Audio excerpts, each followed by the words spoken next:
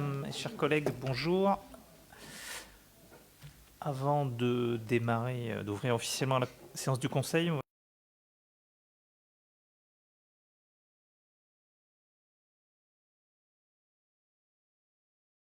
les unes et les autres, concernait l'école, l'ouverture de l'école.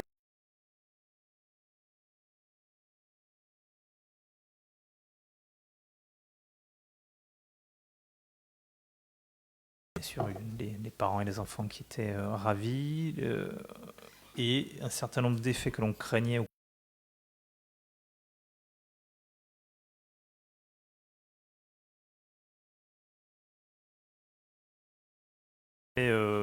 Favorable induit sur l'autre école dès maintenant, sur les écoles du parc.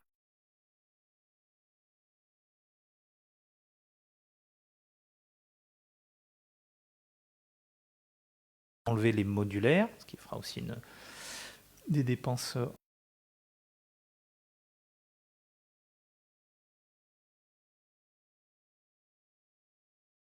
Circulation aussi le matin au centre. Donc la circulation est apaisée. Dans les écoles, c'est apaisé puisqu'il y a moins d'enfants.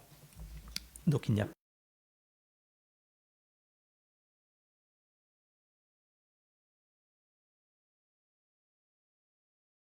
Le deuxième point dont je voulais parler concerne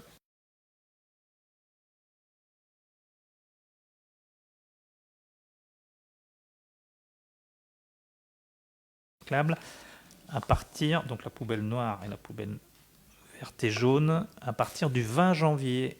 Vous le voyez peut-être à l'écran, certainement. Donc à partir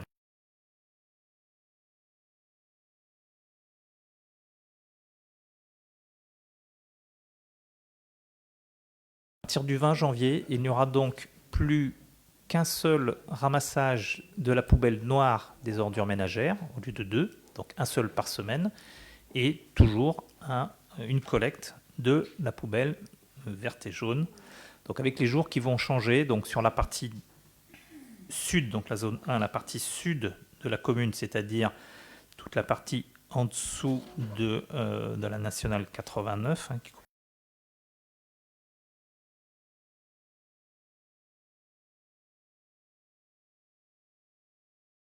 donc le jeudi matin, et la poubelle verte et jaune le mardi matin.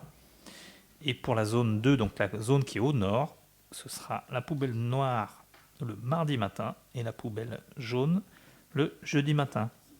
Voilà, donc tout ça, vous l'aurez, je vous l'annonce un peu en avant-première, mais ce sera communiqué, recommuniqué, et nous allons prendre bien sûr les habitudes, l'objectif étant quand même de réduire nos déchets, et l'idéal c'est de les réduire bien sûr à la source. Voilà, je vais passer la parole.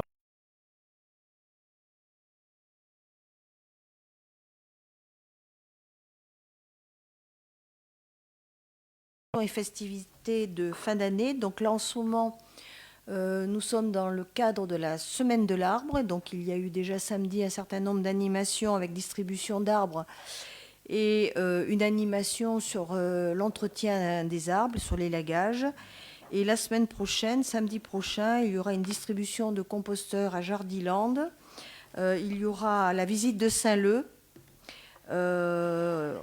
faite par Odonat. Et aussi un atelier fabrication soudure avec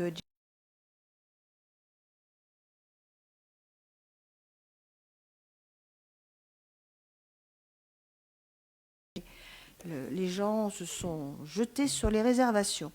Concernant la culture, il y a bien sûr les concerts de Noël comme tous les ans, le dimanche 15 à 17h au Cuvier. Et à la médiathèque, il y a deux animations, une qui a commencé il y a quelques jours et qui dure jusqu'à la fin du mois. C'est l'exposition de Samuel Stinto qui fabrique des monstres, des grands monstres en lien avec la BD Émile et Margot. Voilà. Et le 21 décembre, il y aura... non, ça c'est jusqu'au 21.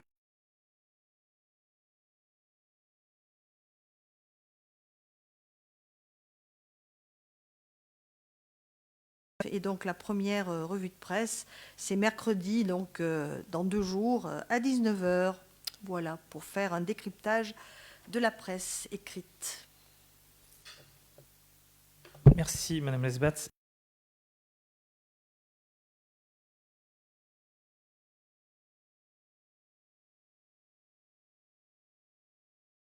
Je voulais juste vous informer qu'en lien avec cette enseigne et France Travail, nous avons collaboré les trois parties ensemble en mettant à disposition des locaux et en organisant les rendez-vous d'embauche à la Maison Éco, et que ça a porté ses fruits, puisque à ce stade, 7 Artiguais ont retrouvé.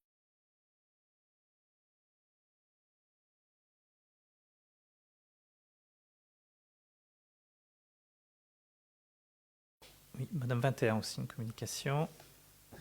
Bonsoir à tous. Alors, c'était pour vous informer des Noëls.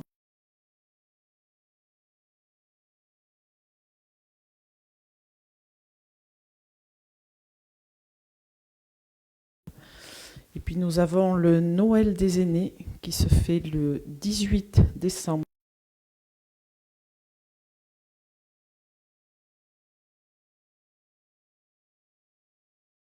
Et donc, j'ouvre maintenant officiellement la séance du Conseil municipal du 9 décembre.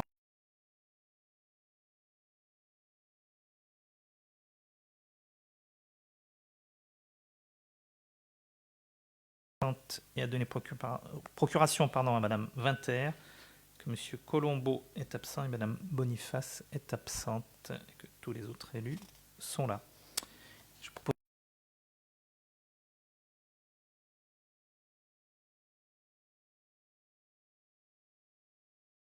secrétaire de séance.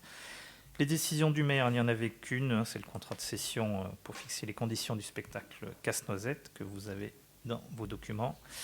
Et nous passons maintenant aux délibérations. Alors, la première délibération, c'est l'approbation du procès-verbal de la séance.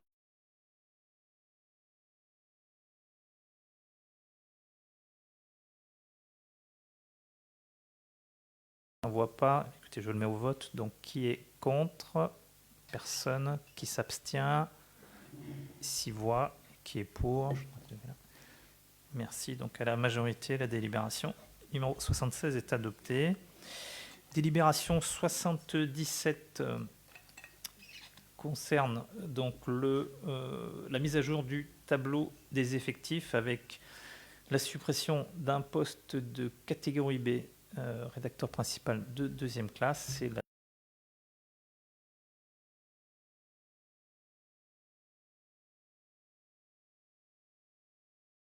dans les effectifs, un seul effectif réellement en moins, puisque le poste de catégorie B nous avions ouvert, c'était une promotion, donc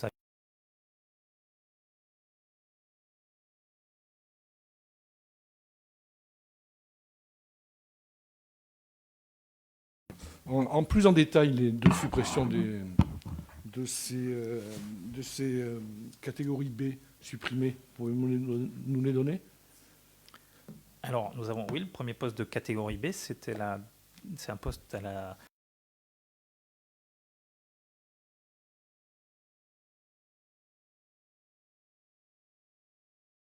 On verra après, hein, puisque nous avons une délibération à ce sujet. Et donc, le deuxième poste, c'est...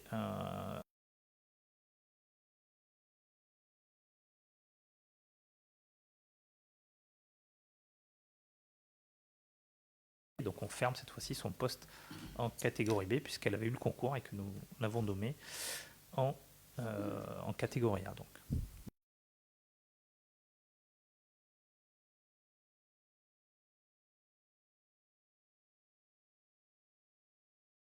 Qui s'abstient non plus à l'unanimité. La délibération 77 est adoptée.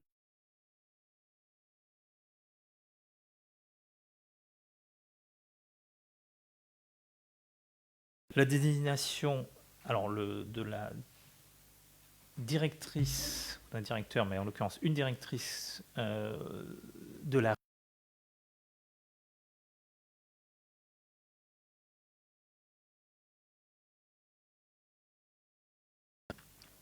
qui remplace donc Madame Clémentine Babin-Paquet qui a quitté la commune sur mutation puisqu'elle est maintenant à l'Opéra.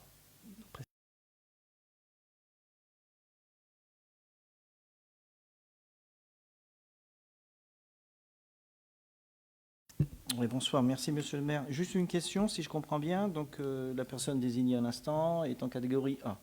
au niveau de... Non, en Non. catégorie C.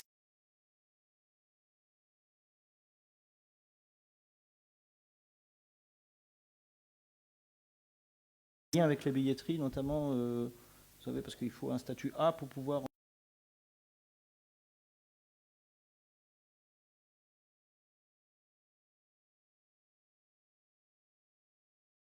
Et comment c'est opéré le choix de cette personne? Comment c'est, pardon, j'ai pas compris. Comment c'est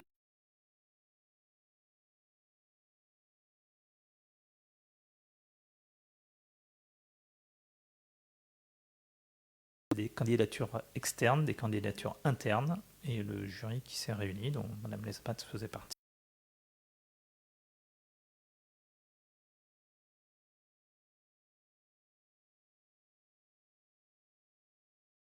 Satisfaction par ailleurs dans ses fonctions jusqu'à maintenant.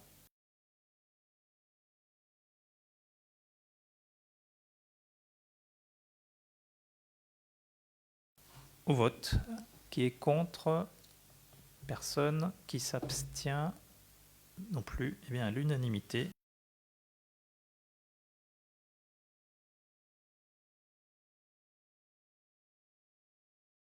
Alors, délibération 80. Pardon.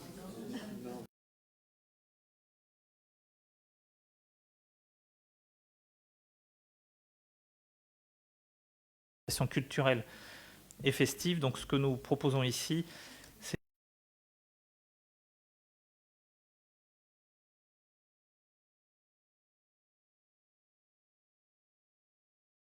l'école d'art, la médiathèque. Et dans cette réorganisation, nous vous proposons donc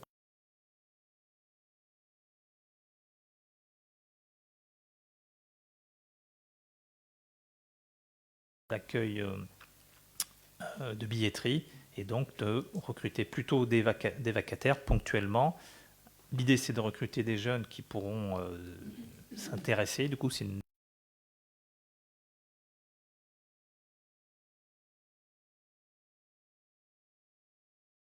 obtenir la billetterie lors des représentations et des spectacles au Cuvier. Pour un montant de rémunération brute, un taux horaire donc qui est supérieur à celui du SMIC, qui est de 14 € brut. Y a-t-il des questions? Monsieur Cholet? Merci, monsieur le maire. Juste une question que je comprenne bien. Donc là, on va prendre des vacataires à hauteur de 14 € brut, c'est ça, sur des actions et des missions qui étaient déjà existantes et que nous faisions en interne.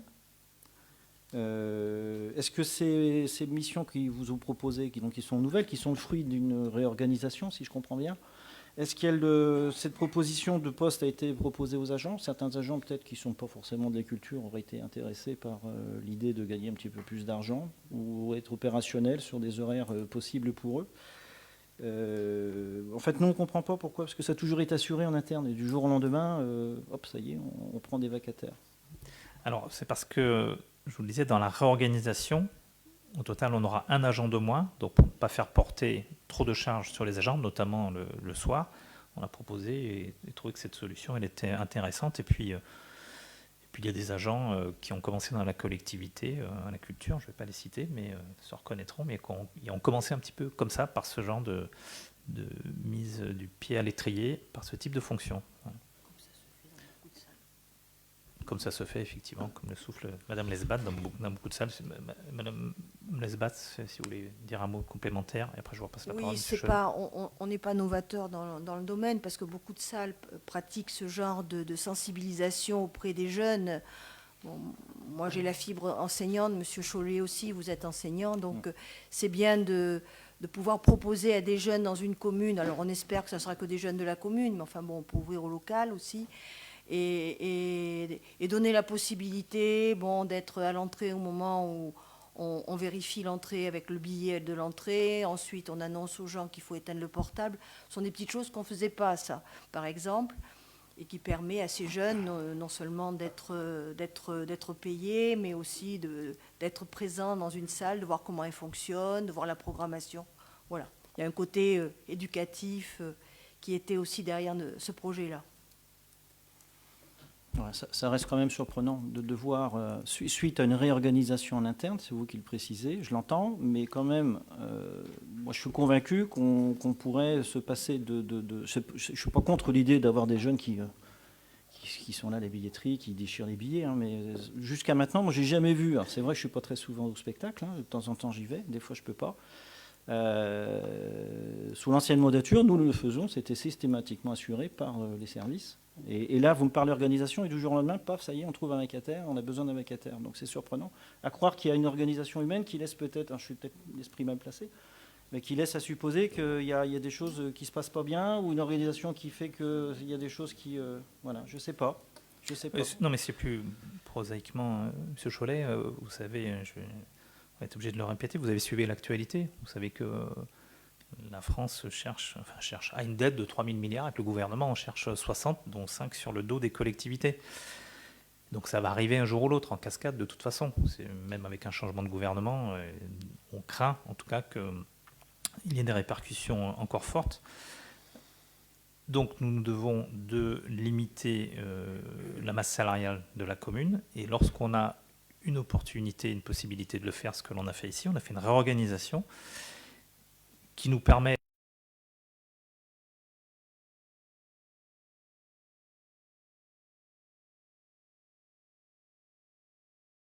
ce type d'actions qui ont des coûts bien inférieurs au recrutement d'un agent, puisque là, 14 € de l'heure, si c'est 25 € par soirée pour un agent et sur une dizaine, je ne sais pas combien de spectacles par an. Alors, les spectacles payants, ils ne sont pas tous payants. Hein. Voilà, et en plus, tous les spectacles ne sont pas payants. Donc si on a 10 ou 20 spectacles par an, oui, voilà, on est sur une économie importante. Mais on a voulu quand même donner un appui aux agents, puisque comme ils sont moins nombreux, pour éviter qu'ils ne soient trop souvent, effectivement, tenus le soir de venir faire ce type de tâches. Et puis les agents ont une autre plus-value, me semble-t-il, même s'il est intéressant et que de temps en temps ils viendront, mais une autre plus-value que de faire uniquement de la billetterie. Voilà. Vous avez dit le mot qui me faisait peur, le mot suppression de poste. C'est le mot suppression de poste qui m'inquiète. Voilà, c'est ça. Donc vous parlez effectivement de la baisse de la dotation aux communes, la situation de l'État, on ne sait pas, le budget n'a pas été voté, on est dans le flou artistique. Effectivement, vous êtes dans le prévisionnel. Ce n'est pas un agent en moins ou en plus qui va mettre en déficit le budget de la commune. Donc moi, je vous retourne la question. Est-ce qu'il y a des choses qui se passent dans cette réorganisation qui tend à, justement, à avoir un impact conséquent ou non sur la masse salariale de la commune? De toute façon, on va voter contre, de notre côté. Vous pouvez tout à fait voter contre, mais d'un autre côté, vous êtes contre lorsque l'augmentation de ressources de la commune. Quand on essaie de faire des économies, vous nous demandez de faire des économies, ça ne va pas non plus. Bon, je peux comprendre que quand vous êtes dans l'opposition, vous soyez contre beaucoup de choses, mais il faut être un petit peu raisonnable. Je suis sûr qu'au budget l'année prochaine, vous nous opposerez le fait que la masse salariale augmente. La masse salariale augmente effectivement parce que quand le gouvernement décide d'augmenter le point d'indice sans aide aucune, nous sommes bien obligés de compenser. Quand depuis 2012, nous perdons, j'ai regardé les chiffres tout à l'heure, 670 000 €, M. Messey peut-être me corrigera, mais 670 000 € par an chaque année depuis 2012, au total plus de 6 millions d'euros maintenant qui sont accumulés comme en perte. Donc les mesures de bonne gestion, c'est aussi parfois de se poser la question, de se dire dans une organisation, au départ d'un agent, en réorganisant, on peut arriver à faire des choses différentes et à donner quand même un peu d'appui aux agents pour cette...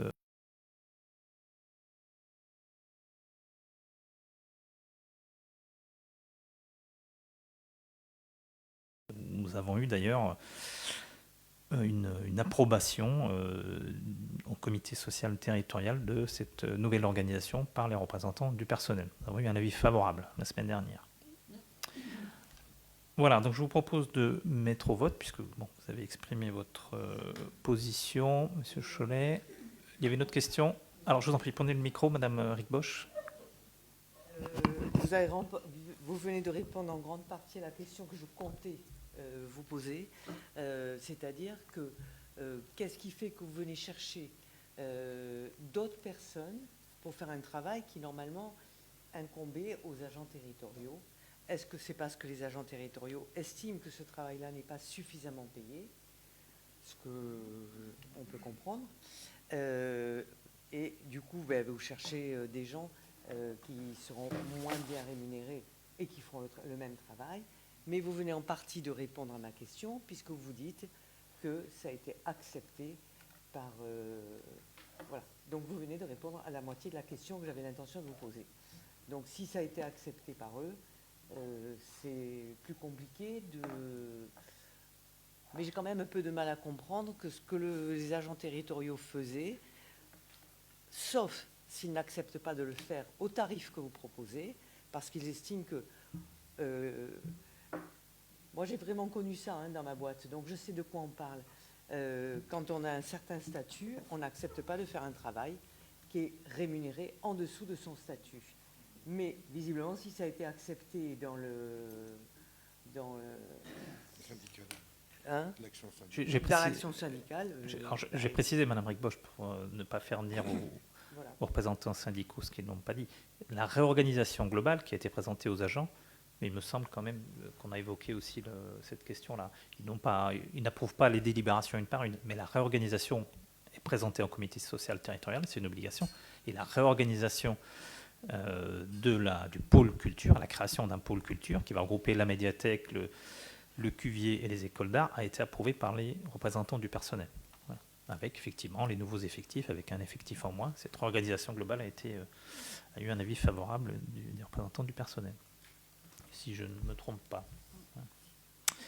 Voilà, donc je vous propose de passer au vote sur cette délibération donc, qui concerne non pas la réorganisation, mais le recrutement donc, de vacataires. Qui est contre? Donc 6 voix. Qui s'abstient? Personne. Qui est pour? Merci. Donc à la majorité, la délibération numéro 79, cette fois-ci, est adoptée. Alors, je vais vous présenter la délibération numéro 80.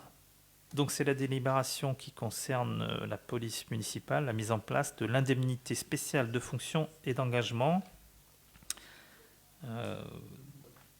Comment résumer ça? Donc jusqu'à présent, il y avait un autre type de rémunération des agents de la police municipale puisqu'ils n'avaient pas accès au RIFSEP, qui est le régime général des agents des collectivités territoriales notamment. Donc ils avaient 2 types de primes, on va dire, d'indemnités. Il y avait une indemnité spéciale mensuelle de fonction, ISMF, et une indemnité d'administration et technicité, IAT. Donc ces 2 indemnités sont refondues sous la forme maintenant d'une nouvelle indemnité qui s'appelle l'indemnité spéciale de fonction et d'engagement, l'ISFE, avec une part fixe et une part variable. Et donc ce qui est proposé ici, c'est d'avoir une part fixe avec un montant de 30% pour le cadre d'emploi des agents de police municipale, qui est le cas de tous nos agents, enfin de nos 3 policiers municipaux de la commune, et donc une part variable de l'ISFE. Bon, ce qu'on peut dire globalement, c'est que pour nos agents, il n'y a pas ni de perte ni de gain. On a essayé de basculer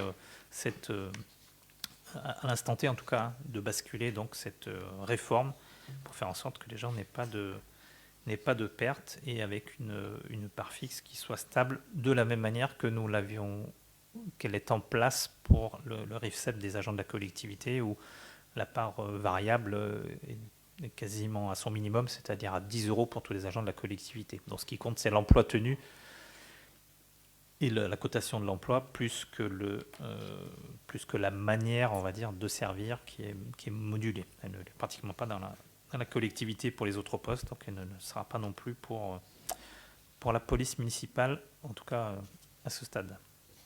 Est-ce que vous avez des questions? Non, il n'y a pas de questions. Bon, je propose de mettre au vote. Donc qui est contre? Personne. Qui s'abstient? Non plus. À l'unanimité, la délibération 80 est adoptée, je vous en remercie. Alors, délibération 81 concernant un petit peu l'aboutissement de ce que nous avions déjà voté l'an dernier, ou du débat qui avait eu lieu plutôt l'an dernier, et l'autorisation donc de travailler avec le centre de gestion. Ça concerne donc la convention mutualisée pour la participation employeur sur le risque prévoyance. Donc le contrat était passé avec entre le centre de gestion et Territoria Mutuelle. C'était le 17 juillet 2024.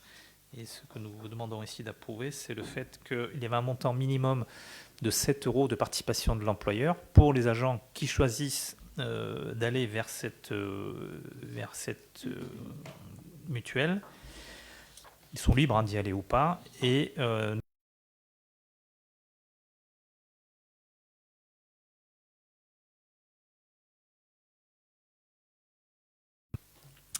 donc d'autoriser le maire à adhérer à cette convention.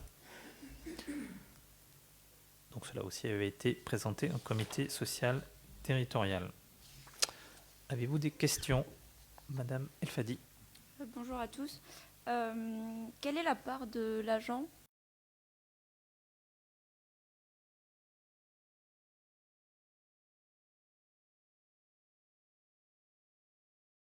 Par contre, le coût pour la commune, il sera variable. Il sera de 9 euros par mois et par agent, c'est-à-dire que le maximum avec 150 agents, on serait autour de 15 000 euros. Si je fais même le calcul, 9 x 12, on est à 98. Pardon, 9 x 10, 90, 9 x 108, je crois. Autour de 108 euros x 15, on est autour de 15 000 euros par an, si fois 150, si tous les agents le prenaient. Aujourd'hui, on ne sait pas encore, donc nous allons voir combien d'agents vont choisir cette mutuelle et avoir bénéficié donc de cette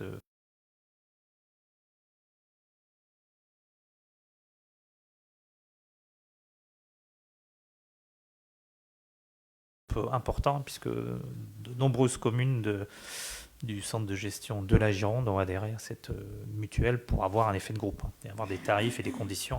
Le tarif est une chose, mais les conditions et les prestations sont une autre. Y a-t-il d'autres questions? Oui, Madame Rigbosch. Alors, si je comprends bien, parce que dans ce qu'on appelle la prévoyance, il y a aussi bien la santé que la prévoyance proprement dite. On est bien d'accord? Absolument. Voilà, la santé, c'est la santé. Et là, si je comprends bien, ça concerne la santé. Non, la prévoyance. Pardon. Ah, La prévoyance, oui. La santé, ce sera l'année prochaine. Il y a une obligation de l'employeur au 1er janvier, pardon, quand je dis l'année prochaine, je précise. Il faut que tout le monde comprenne bien de quoi on parle. Oui, le risque prévoyance. Parce que dans prévoyance, ça concerne Oui, la santé et la prévoyance, c'est-à-dire la garantie de salaire en cas d'arrêt maladie. Alors, attendez, oui, s'il vous plaît, pas tous. J'interroge monsieur le maire. Je précise. Donc, au 1er janvier 2025, l'obligation qui était faite aux collectivités, c'est de proposer, d'abonder d'un minimum de 7 euros par mois et par agent sur le risque prévoyance. Et pour le risque santé, l'obligation sera faite au 1er janvier 2026 et ce sera un montant minimum de 15 euros. Donc, dans le courant de l'année 2025, nous vous proposerons d'adhérer. On est bien d'accord que là, ça ne concerne que la prévoyance, oui, c'est-à-dire tout à fait. maladie. Tout à fait. La garantie de salaire sur l'arrêt maladie. Absolument. Ça ne concerne pas la santé. On est bien d'accord. D'accord. Ce sera l'année prochaine. Ce sera l'obligation pour l'employeur que nous sommes sera faite au 1er janvier 2026. Oui, tout à fait. Dans le mot prévoyance, ça englobe les deux en fait. Donc, et d'ailleurs, c'est bien écrit. Non. Pardon. Non, excusez-moi, monsieur le maire. C'est bien écrit quand même dans la délib. La délibération du centre de gestion en date du 10 juillet 2024 portant choix des prestataires retenus pour la conclusion des conventions de participation pour les risques santé et prévoyance. Oui, madame. Voilà, mais on est bien d'accord. Oui. Alors, la protection sociale complémentaire couvre les deux. Cette délibération ici et l'abondement de 9 euros par mois donc ne couvre que le risque prévoyance. C'est en titre. Voilà. Et donc, pour le risque santé, à partir du 1er janvier 2026, nous voterons en décembre 2025 un nouveau montant qui sera d'un minimum de 15 euros. Qui pourra être plus, qui ne pourra pas être moins. Voilà. Là, très bien, là, on a bien compris que ça ne concernait que la garantie de salaire. Ensuite, est-ce que tous les agents ont le même contrat avec la même garantie de salaire? Ou est-ce qu'il y a des différences entre certains agents? Si on est un agent de catégorie A... Non, c'est la même chose pour tous les agents, à ma connaissance.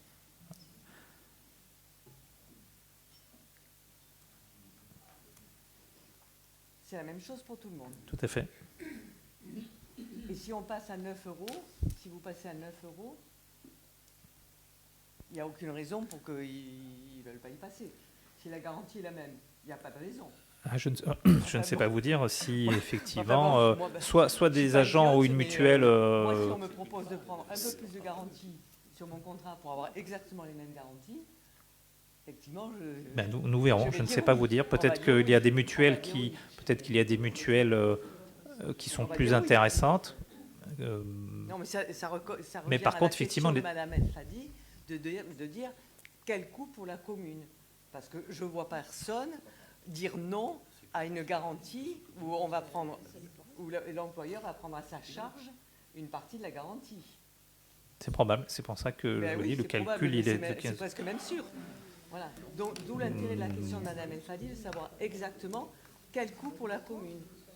Moi, je veux dire, je n'ai pas d'opposition par rapport à ça. Alors, il peut y avoir effectivement des conjoints qui ont une mutuelle qui couvre et qui soit plus intéressante. Non, ça c'est pas pareil. Excusez-moi, monsieur le maire, mais ça c'est pas pareil. Là, vous me parlez de garantie santé. Là, on parle sur la santé, sur la mutuelle, prévoyance. On parle de mutuelle, de garantie de salaire. Ça n'est pas la même chose. Voilà. Ce n'est pas la même chose. Je suis désolée, mais c'est pas la même chose. Voilà. Ça, c'est de la garantie de salaire. La garantie de santé, c'est autre chose. Si le conjoint a une prévoyance santé plus intéressante, comme elle est obligatoire pour tout le monde, dans n'importe quelle entreprise, comme dans les collectivités locales, si elle est plus intéressante par le conjoint, effectivement, je vais prendre celui du conjoint. Là, on parle de prévoyance garantie de salaire.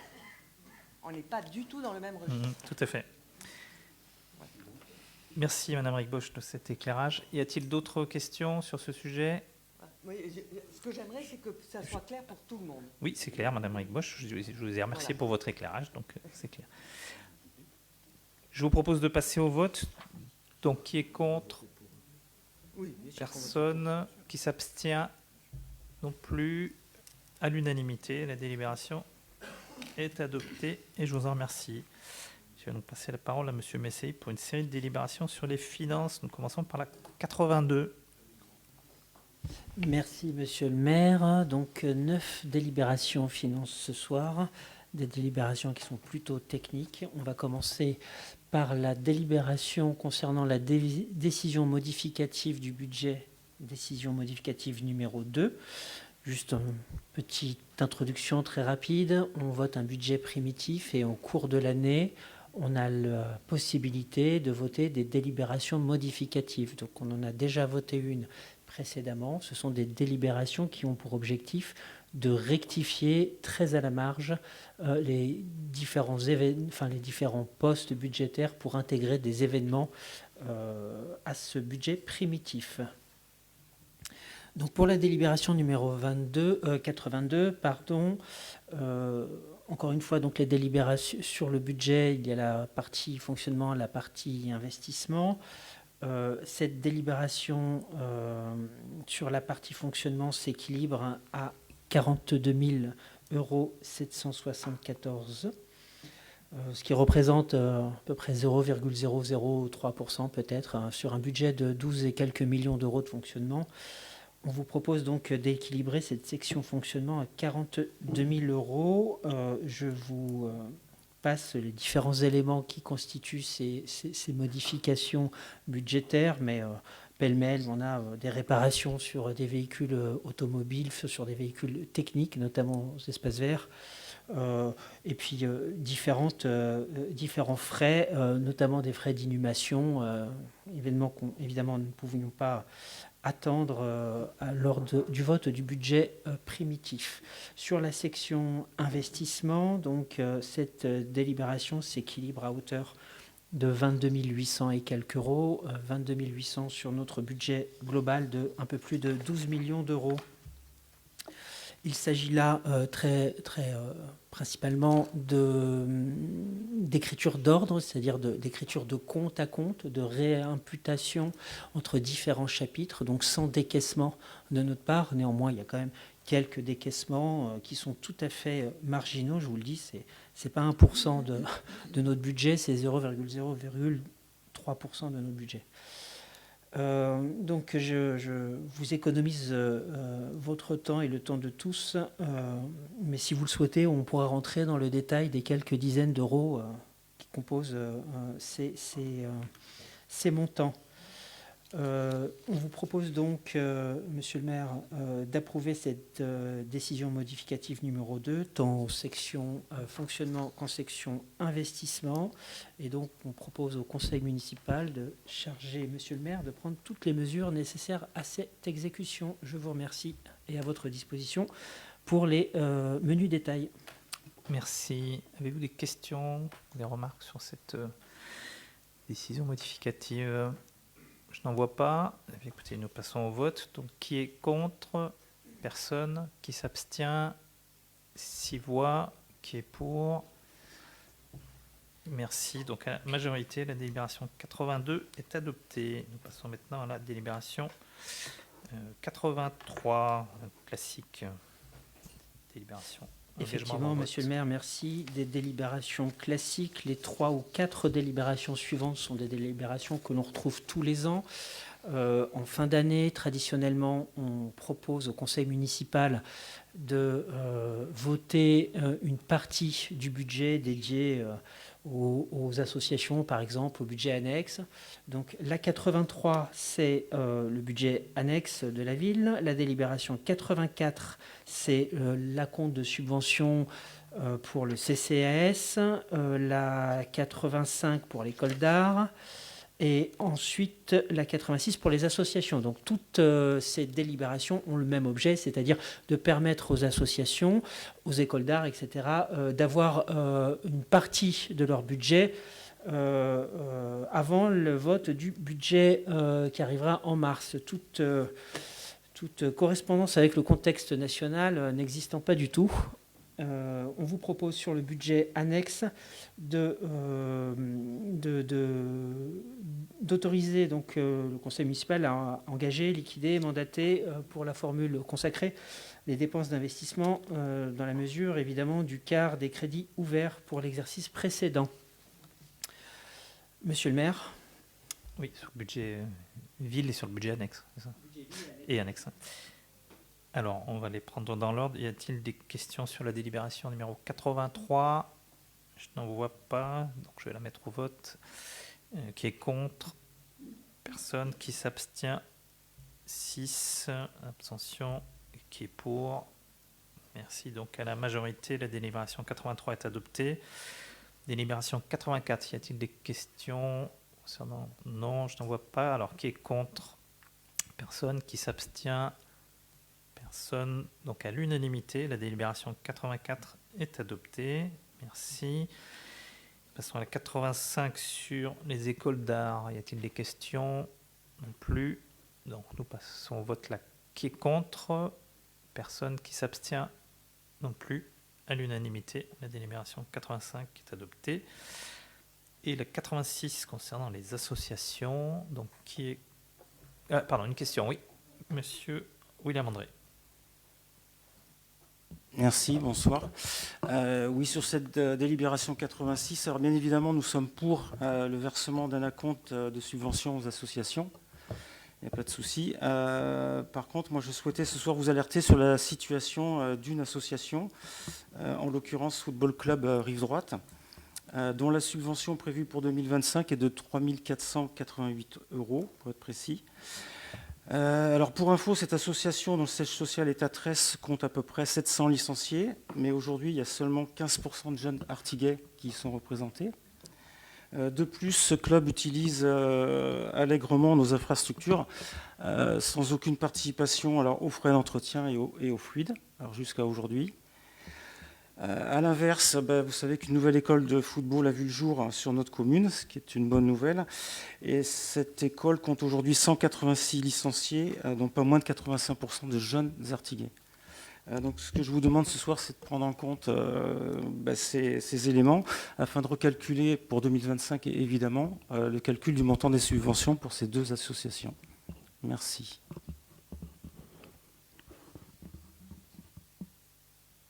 Alors donc les montants, effectivement, pour l'instant, c'est une avance de 50%. Est-ce qu'on doit refaire ici l'histoire du football club Rive Droite, qui est quand même issu d'une fusion qui a été voulue par la SJA.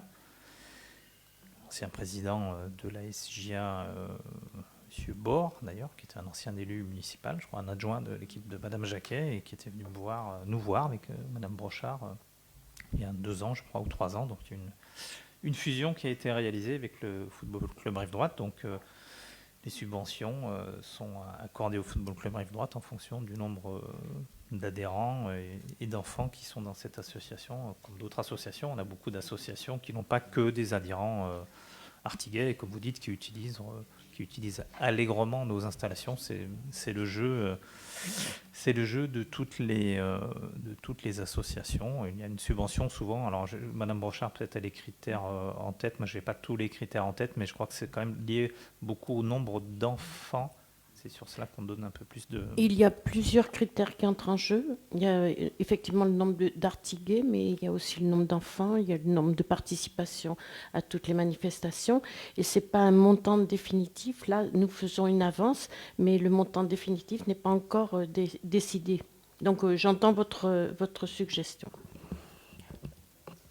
Oui, il n'y a pas de souci. Alors, Vous voulez la parole? Oui, juste, j'avais pas longtemps.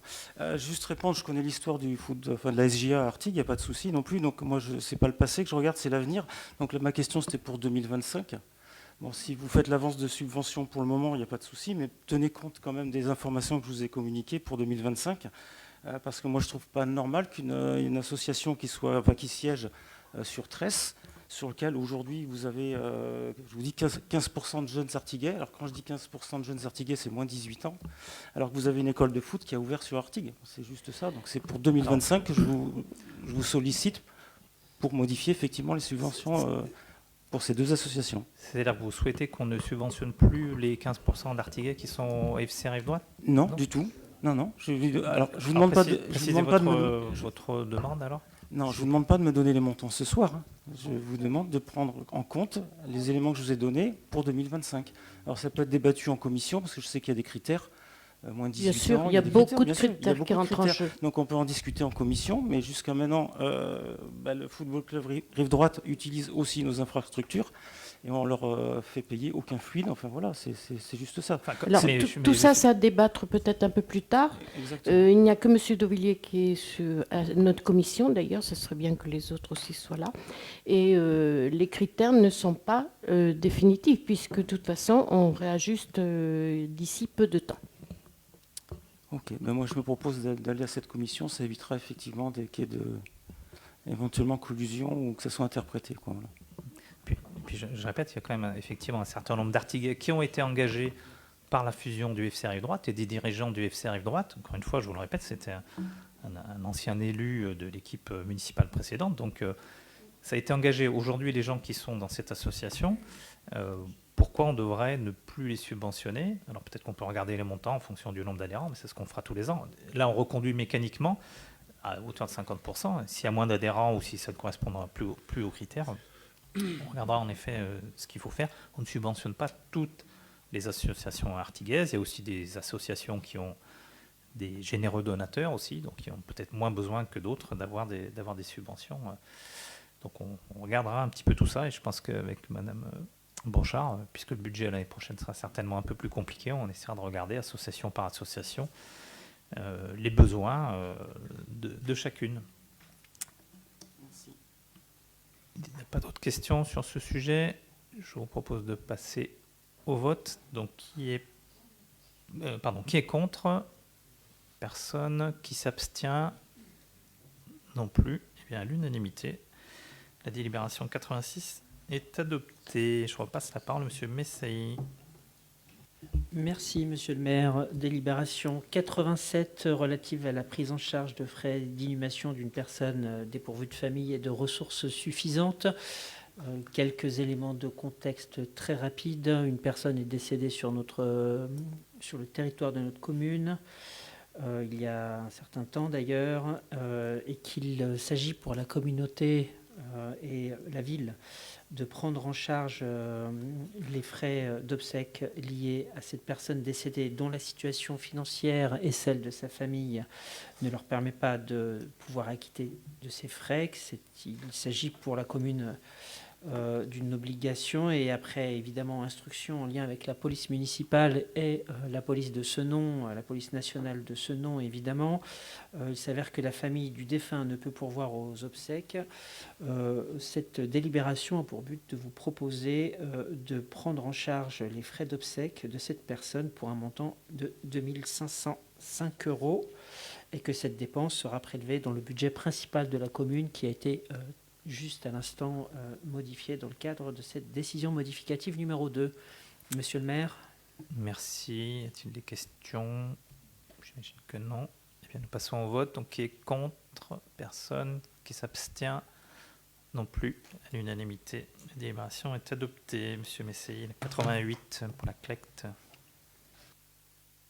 Alors, la CLECT, joyeux acronyme dont je vous ai déjà parlé, mais dont je rappelle le sens. Donc, c'est la commission locale d'évaluation des transferts de charges. C'est une commission qui s'est tenue en novembre dernier, commission à laquelle monsieur le maire siège pour le compte de notre commune et qui regroupe donc l'ensemble des communes de la métropole et la métropole.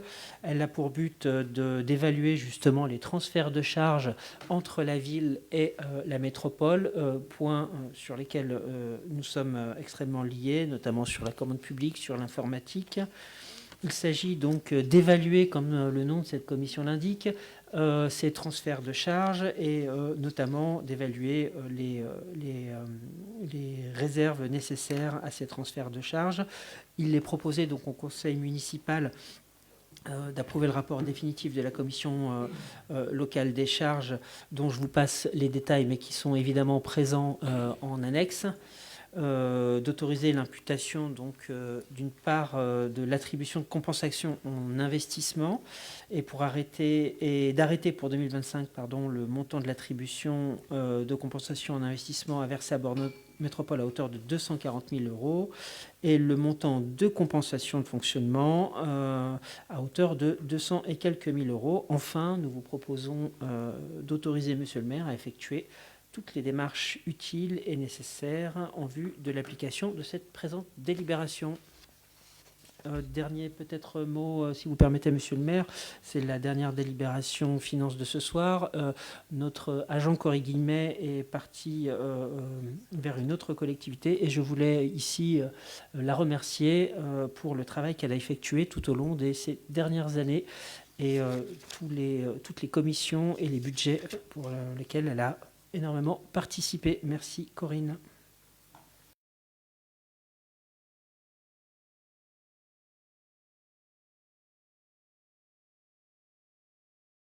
Et vous l'avez déjà passé, mais je crois qu'on a la 88. Alors sur la CLECT, donc je propose de prendre vos questions s'il y en a.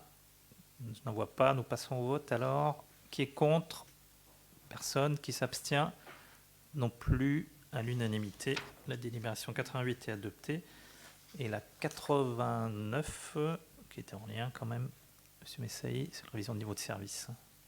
Merci, monsieur le maire. Effectivement, il restait à la délégation finance une dernière délibération pour ce soir, la numéro 89, donc relative à la convention 4 pour la création de services communs avec Bordeaux Métropole, sujet étroitement lié avec la précédente délibération.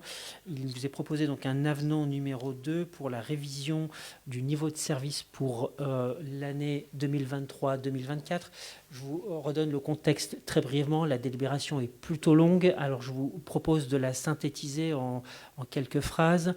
Je vous le disais sur la précédente délibération, nous mutualisons nos services comme beaucoup de communes de Bordeaux Métropole, beaucoup de communes de l'agglomération avec notre EPCI. On mutualise la commande publique depuis un certain nombre d'années, peut-être 6 ou 7 ans, je ne sais plus. Et on mutualise depuis cette année l'informatique et les services numériques que nous avons votés l'année dernière. Donc on révise évidemment ces conventions, ces accords cadres avec Bordeaux Métropole. Pour la partie de la commande publique, il n'y a pas énormément de variations d'une année sur l'autre, mais pour la partie informatique, on fait un nouvel avenant qui concerne l'ensemble de l'accord cadre, mais là en l'occurrence c'est surtout pour les sujets informatiques. La commande publique, ça varie assez peu, les besoins restent les mêmes. Par contre sur l'informatique, eh bien, pour certains cas, on a remplacé un ordinateur par une tablette. Pour d'autres cas, on a supprimé un téléphone portable parce qu'il y a des agents qui partaient vers d'autres collectivités. Donc il s'agit aujourd'hui de faire un avenant pour régulariser tout ça. Les montants sont quand même assez marginaux ou très marginaux, mais en tout cas il s'agit uniquement de rectificatifs par rapport aux besoins de nos agents et par rapport aux services que Bordeaux Métropole nous procure. Donc je vous propose de voter cette délibération. Merci, monsieur le maire. Merci. Vous avez vu, les montants sont faibles. Hein. Y a-t-il des questions sur cette délibération? J'imagine que non. Eh bien, nous passons au vote. Donc, qui est contre? Personne. Qui s'abstient? Non plus. À l'unanimité. La dernière, donc, délibération finance, cette fois-ci, merci, est adoptée. Merci, monsieur Messailly. Monsieur Lureau, pour une série de délibérations urbanisme. Alors, la première a trait au CODEV, CODEV 6, donc le contrat de co-développement, qui est un organe de pilotage des engagements mutuels entre la ville et la métropole. Nous avons voté en fin d'année dernière l'écriture de ce CODEV 6, qui a une particularité, je vous le rappelle, puisqu'il est prolongé jusqu'en 2027, permettant à la municipalité, quelle qu'elle soit, qui sera installée en 2026, d'avoir 18 mois devant eux pour réfléchir au programme et pas être pris à la gorge pour traiter les sujets immédiatement. Donc ça, c'est bien le CODEV 6. Les partis, pour autant, ont gardé pour eux la possibilité de modifier ces éléments-là par avenant, ce qui est le cas de la délibération qu'on vous propose ce soir. Donc c'est la validation d'un avenant au contrat du CODEV 6 qui modifie 4 fiches de ce CODEV. Voilà. Avez-vous des questions sur ce sujet? Madame Elfadi, oui. Pourquoi avez-vous abandonné le projet de la salle Omnisport? Alors, c'est pas une salle omnisport. Si vous regardez le titre de l'affiche, c'est une salle polyvalente. Ce qui n'est pas la même chose. Et une salle polyvalente, il y en a une qui s'est créée, une salle qui permet d'accepter toutes les manifestations, qui est créée avenue Descartes et qui existe depuis environ 1 an. Il y a des manifestations de manière très régulière, presque tous les week-ends. C'est une salle privée, mais qui fonctionne parfaitement bien. Pour autant, on n'a pas oublié tout ça. Vous savez que dans le plan directeur de tout ce qui est entre Blancherie, Fédot, je vous l'ai déjà dit plusieurs fois, il y a des bâtiments qui sont prévus dans ce cadre-là et éventuellement la création d'une structure en partenariat avec la Ligue d'Aquitaine de basket. Ça, c'est toujours en discussion. Voilà, on n'a pas abandonné ce sujet-là. C'est la partie polyvalente qui est abandonnée dans le cadre de la création de cette salle privée avenue Descartes.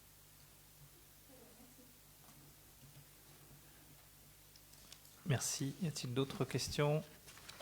Et puis, nous passons au vote sur cet avenant. Donc, qui est contre? Personne. Qui s'abstient? Alors, 6 abstentions. Pourquoi? Et qui est pour? Donc, merci. Donc, à la majorité, la délibération est adoptée. La suivante, 91, monsieur Lureau, toujours.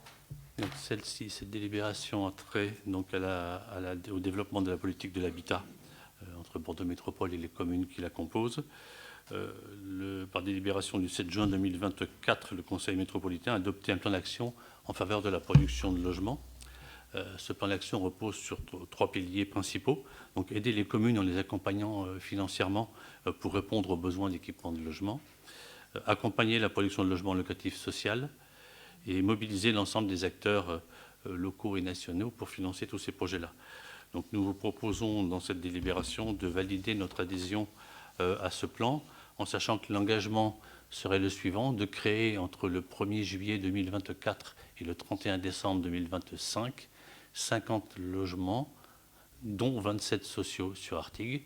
Il faut que les décisions d'urbanisme, clairement le PC, soient validées entre le 1er juillet et le 31 décembre 2025, 1er juillet 2024 et 31 décembre 2025, donc 50 logements en tout, 27 sociaux. Le fait d'adhérer à cette incitation de Bordeaux Métropole nous permettrait de récupérer 1 500 € de subventions libres d'investissement, donc clairement on en fait ce qu'on veut, par logement qui serait créé dans ce cadre-là. Monsieur le maire. Merci. Oui, monsieur André, question. Oui, bonsoir. Oui, une question par rapport aux dates que vous avez énoncées. Effectivement, il faut que les projets soient réalisés, enfin, les demandes de permis avant le 31 décembre 2025, si j'ai bien compris. Validé. Validé. Donc, moi, je trouve ça assez contraint parce que ça c'est dans un an. Et donc, la question que j'avais à vous poser, est-ce que vous avez déjà envisagé où, quand et comment réaliser ces 50 logements sur notre commune ? Comme vous le savez certainement, ce n'est pas la ville qui construit des logements sur la commune. Ce sont des promoteurs ou des bailleurs sociaux qui investissent dans la création de logements. Donc moi, je n'imagine pas de choses.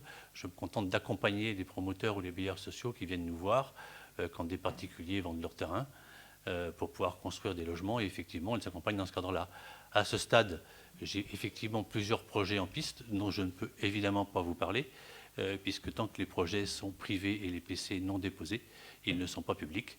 Donc nous le faisons pour chaque PC délivré. Vous savez qu'il y a des réunions publiques qui sont faites à chaque fois. Donc voilà, on le fera en temps et en heure.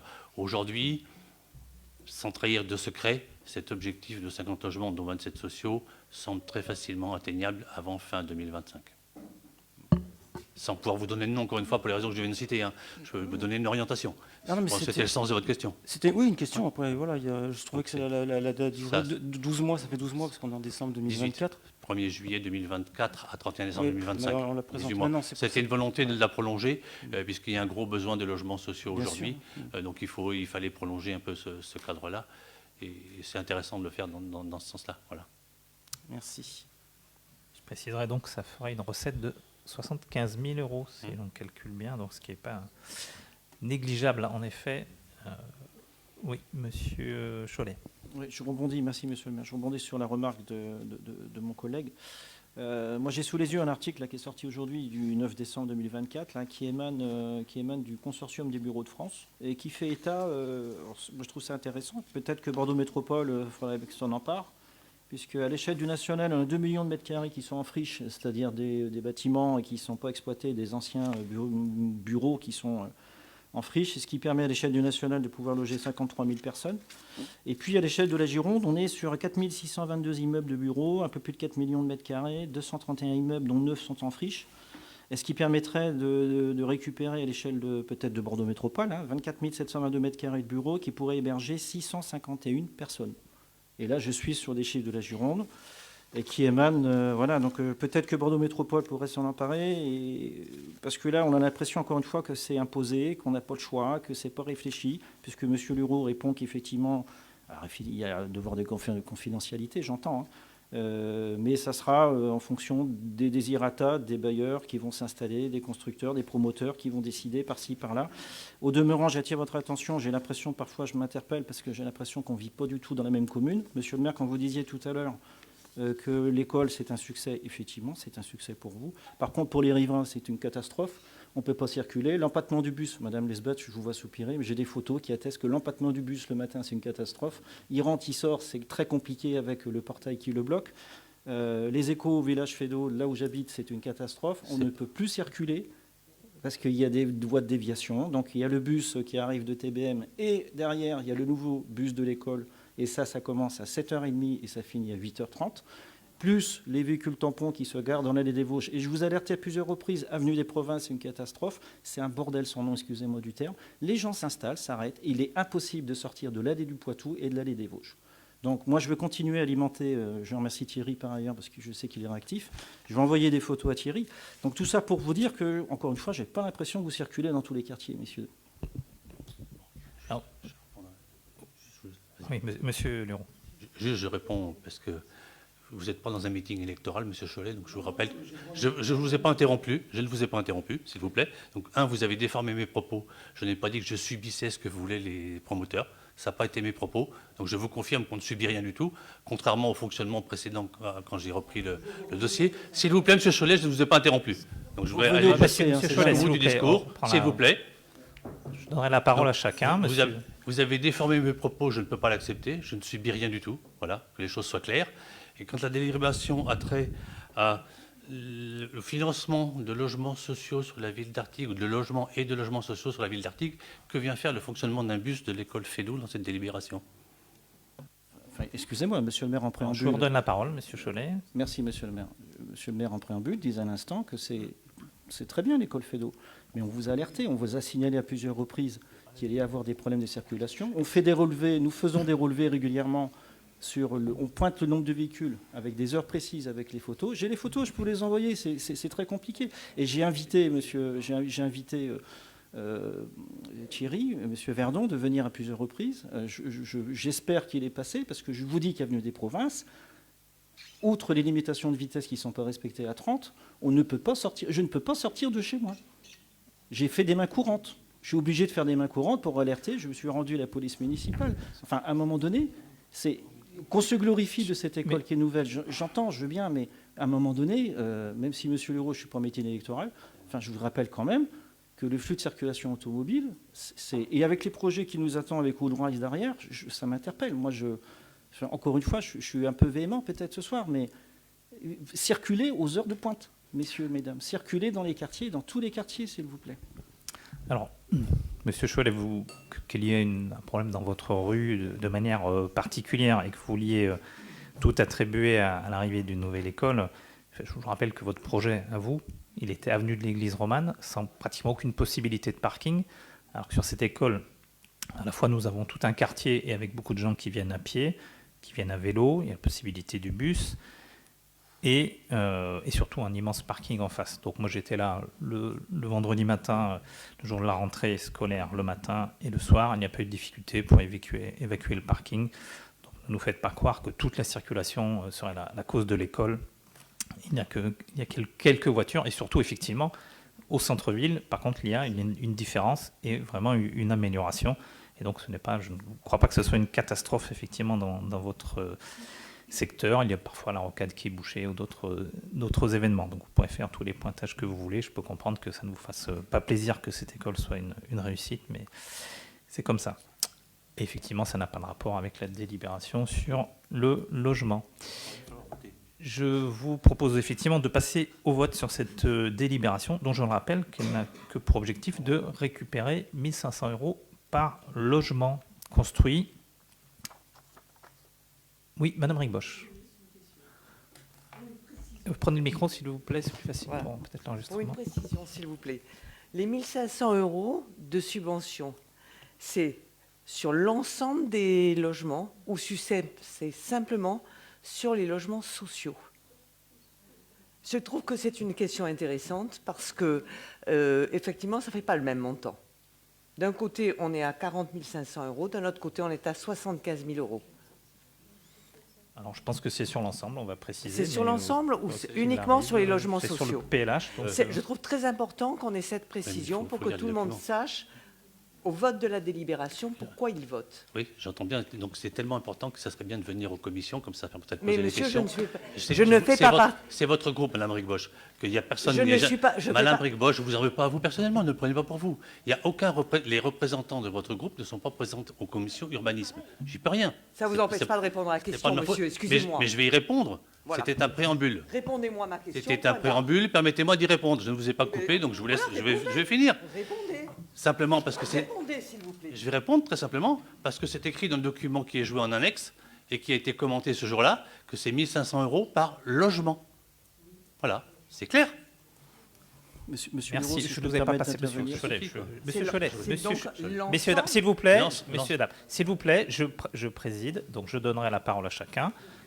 C'est moi qui donne la parole. Et je voulais juste faire une intervention entre les deux, juste pour préciser, Madame Rigbosch, votre question est pertinente.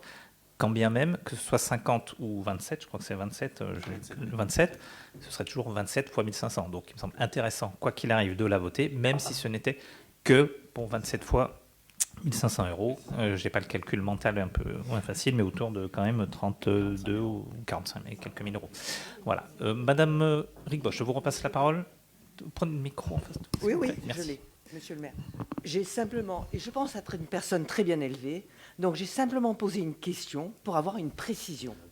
Oui, tout à fait. Et je me fais agresser par ce monsieur. Non, c'était pas l'intention. Que moi, je n'ai pas agressé du tout. Je demande une précision, tout simplement. Voilà, c'est tout ce que je voulais dire. Oui. Et je pense être C'est- quelqu'un de c'est- bien élevé et qui n'agresse jamais personne. Mais tout à fait, Madame Rigbosch. C'est la Madame remarque de Rigbosch, si Monsieur vous Luron. Attends, Non, juste, pardon. je tiens à préciser que Mme Rigbosch, si vous l'avez pris pour vous, je m'en excuse publiquement. Ce n'était pas contre vous, vous le savez parfaitement. Mais par contre, il y a quand même des règles qu'il faut faire fonctionner. Nous sommes dans un fonctionnement général. Les commissions, ça sert à quelque chose. Ça sert à venir expliquer les délibérations qui vont être présentées au conseil municipal suivant. C'est intéressant. Ça permet d'échanger. Je pense que vos collègues, quand ils sont présents, peuvent confirmer que je réponds à toutes les questions. Et si je n'ai pas, je vais chercher l'info et je la donne. Donc voilà, c'est simplement ça. La commission, ce n'est pas fait pour faire joli. C'est fait pour répondre à ce type de prestations. Voilà. Monsieur Cholet. Je vais essayer de... Je vais essayer de ne pas me fâcher. Je vais essayer de ne pas m'agacer. Monsieur Luron, là, on travaille tous autant que nous sommes. Vous aussi, tout le monde travaille. Donc je tiens à préciser que Monsieur le maire a la gentillesse de me prévenir par SMS qu'il y avait une erreur dans la dernière délibération urbanisme vous concernant. Et monsieur le maire s'est excusé. Moi, je ne pouvais pas y aller ce soir-là parce que je lui ai répondu. Quand on convoque les gens à 19h alors que la réunion est à 18h, je suis désolé. Donc on a beau être fautif quelque part. Monsieur le maire m'a envoyé un message. Je lui ai répondu poliment que j'étais en conseil d'administration de l'école. Donc au-delà de tout ça, je pense qu'il faut tempérer un peu nos ardeurs mutuelles, si je peux me permettre. On a tous des contraintes, M. Cholet. Moi aussi, je travaille, vous le savez parfaitement. On essaye de se libérer pour ces dates-là. Les commissions sont prévues assez longtemps à l'avance. L'horaire est toujours le même. Ben voilà, on n'a pas, c'est pas quelque chose qu'on a inventé du jour au lendemain. Les contraintes, je l'ai moi-même. Hein. Je suis comme vous, je travaille aussi tous les jours. Et c'est une contrainte d'être présent à 18h, mais j'essaye de m'organiser pour. Voilà. Bon, merci messieurs. Je propose que nous passions au vote quand même. C'est plus important pour cette délibération. Donc, qui est contre? Alors, vous êtes contre la possibilité de récupérer 30 000 euros. Absolument, c'est l'objet de la délibération. C'est pour ça que je reprécise l'objet de la délibération. L'objet de la délibération n'est pas d'approuver le PLH, qui a été approuvé de longue date. Il est simplement d'offrir la possibilité, si les objectifs sont maintenus, de toucher 1 500 euros par logement. Donc 27 fois 1 500 euros ou 50 fois 1 500 euros, 75 000 euros, c'est quand même une somme importante. Bon, néanmoins, nous notons, votre vote est contre. C'est bien clair. Votre vote est contre, j'ai bien noté. Donc qui est pour? Merci. Donc à la majorité, cette délibération est adoptée. Je repasse la parole à M. Luron pour la suivante, la 92. Donc, délibération relative au fait d'enterrer des câbles pour Orange. Ce sont des câbles de fibre optique. Ça a trait au PUP qui se trouve à l'île des Papillons. En sachant qu'il y a déjà une délibération qui était passée, nous avons donné mission au SDEC de piloter l'intégralité de cette installation. Il faut, par cette délibération, permettre à Orange de le faire. Donc, c'est une petite délib technique. Orange prend presque la totalité des travaux et 88% des études. Il reste à notre part une toute petite part des études qui est de l'ordre de 500 et quelques euros, en sachant que dans la négociation initiale entre la mairie et le promoteur, nous avions imposé à ce que 100% du PUP soit à charge du promoteur. Donc cette dépense de 500 euros, même faible, reviendra quand même à charge du promoteur, in fine, le promoteur étant Boca. Voilà, donc c'est juste autoriser Orange à piloter les travaux d'enfouissement de leur réseau dans cette allée des Papillons. Monsieur le maire. Oui, y a-t-il des questions, des remarques? Je n'en vois pas. Nous passons au vote pour la 92. Donc qui est contre? Vous êtes contre, c'est ça? Contre? Alors, 6 voix contre. Alors, oui, oui, monsieur Nobilier. Oui, on vote contre parce qu'on était déjà contre le projet. Donc, on ne va pas maintenant voter pour. D'accord. Voilà. Alors, donc 6 voix contre. Qui s'abstient? Pas d'abstention. Qui est pour? Donc, à la majorité, la délibération est adoptée. Monsieur Luron, pour la délibération sur 93. Oui, monsieur Luron. T'as pas eu d'avance? Non, pardon. Non, c'est bon, c'est moi qui l'ai versé, excuse-moi. Projet Woodraise. Woodraise Vallée, vous commencez à savoir ce qu'englobe ce titre. Hein. C'est la création en partenariat avec le FCBA et le promoteur Sogeprom sur l'arc rive droite, donc l'OIM, rive droite. Donc la partie blancherie du programme Blancherie fait l'eau, dont on a déjà beaucoup parlé. L'installation d'un système économique lié au bois qui comprend de la production, du petit artisanat, de la formation. Donc l'enjeu, c'est de garantir la cohérence de tout ce qui va être réalisé sur ce site. Pour cela, il y a une association qui a été créée par Bordeaux Métropole, qui comprend donc Bordeaux Métropole, l'établissement d'aménagement Euratlantique, le FCBA, donc qui est l'organisme de certification du bois en France et en Europe, et EDIS, qui est un système régional d'Aquitaine de construction et d'aménagement durable. L'intérêt est que la ville d'Artigues participe à cette association. Le but de l'association sera de piloter, un peu diriger tout ce qui va être fait sur cette zone-là. C'est une zone extrêmement intéressante, puisque, elle est liée au développement du bois, donc à des énergies et à des développements durables qui sont quand même plutôt très, très intéressants. Également créateur d'emplois sur la ville d'Artigues, et ça, c'est toujours également bon à prendre. Donc notre participation à cette association s'élèverait la première année à hauteur de 5 000 € pour la ville d'Artigues, en sachant qu'en parallèle, Bordeaux Métropole met 70 000 €. Les cotisations retombant de l'ordre de 1 000 € sur les années suivantes, qui nous permettent de participer pleinement au débat et à cette association qui, encore une fois, pilotera ce grand centre d'action bois qui est de renommée nationale, voire internationale, avec la venue du FCBA, puisque je rappelle que le programme Woodrise, initié par FCBA, est un programme international sur la construction bois, la dernière manifestation ayant lieu l'an dernier à Bordeaux à leur initiative.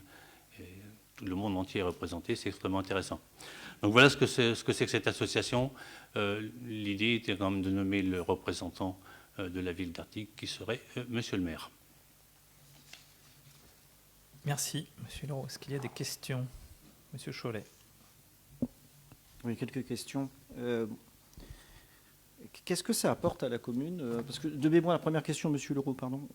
J'ai plus de batterie sur le PC, sinon je ne vous aurais pas posé la question. On est sur 6 hectares, je crois, de surface, c'est ça? Oui. Ok. Qu'est-ce que ça nous apporte, nous, en tant que commune, hormis le fait de payer 5 000 €? Qu'est-ce que ça va nous générer en notoriété? Je ne sais pas.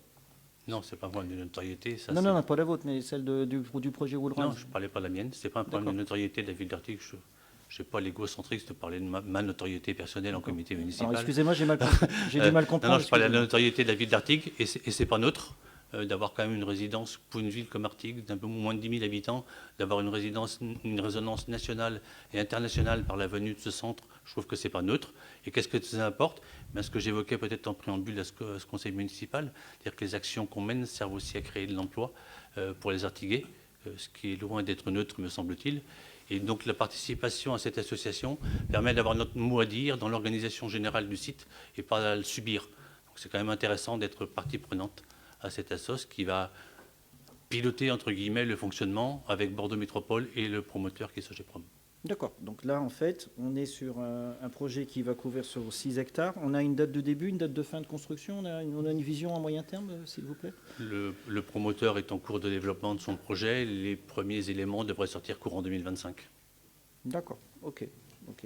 On est un peu dubitatif, on est un peu sceptique. Moi, je reviens avec mon histoire de circulation sur le quartier, mais bon, a priori, personne ne m'entend. Donc, je me dis que ça va encore amener plus de monde, plus de mouvements, plus de débats, plus de circulation automobile.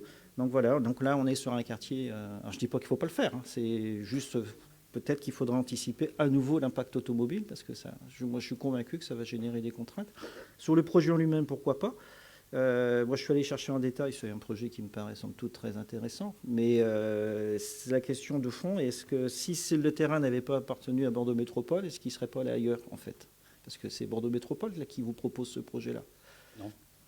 Donc, d'accord. Parce que vous avez l'air de dire en début de votre discours que c'était Bordeaux Métropole qui était porteur du projet.